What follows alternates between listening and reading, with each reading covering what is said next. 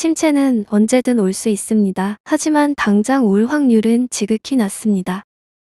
안녕하세요. 나개미입니다. 전일 테슬라가 9.75% 하락했는데요. 테슬라의 강한 하락에도 불구하고 나스닥은 0.8% 하락 마감으로 하락했다기보단 잘 방어해줬다고 해석하고 싶습니다. 시장을 주도하는 대형주가 이처럼 강하게 빠진다면 관련 업종이나 관련주들에 영향을 미치면서 시장 전체에 악재가 되어 동시다발적으로 주가가 빠져 시장 지수를 끌어내릴 수 있는데요. 나스닥은 1% 이상 하락하지 않고 잘 버텨주었습니다. 지금도 미국 시장 전문가들은 침체는 반드시 올 것이라고 마치 당장이라도 주식을 팔아야 한다는 듯이 얘기하고 있습니다.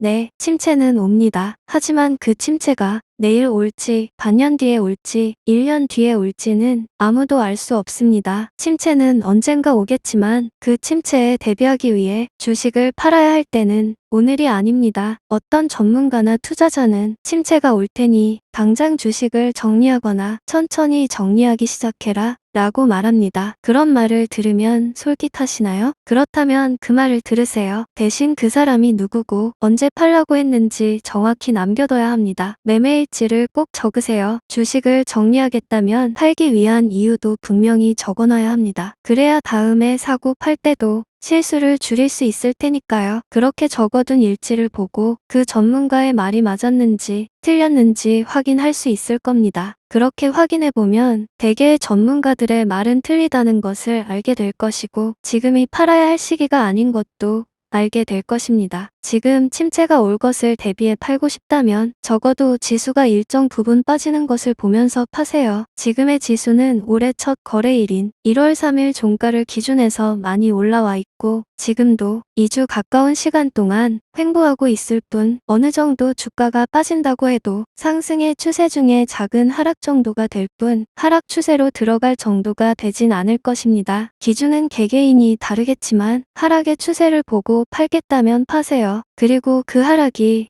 침체의 시작임을 확신했을 때 팔아야 합니다. 하락의 추세나 침체의 추세를 판단할 기준을 아직 못 세우셨다면 팔지 말고 보유하세요. 그리고 하락한다면 월급으로 물량을 차라리 더 사면 됩니다. 미국장은 하락보다 상승의 기간이 더 깁니다. 그리고 지금은 미국 연준이 금리를 꽤 올려둔 상태라 정말 큰 악재가 닥치면 금리 인하라는 카드를 쓸 수 있고 얼마 전 SVB 사태를 방어했던 만큼 다른 사태가 일어나면 당연히 방어할 수밖에 없는 입장에 있습니다. 그리고 제가 가장 중요하게 보는 건 현재 추세는 상승 방향이고 팔아야 할 때는 시장이 하락하기 시작한 뒤 시장의 추가 하락을 확신할 때여야 합니다. 침체는 언제든 올 수 있습니다. 하지만 당장 올 확률은 지극히 낮습니다.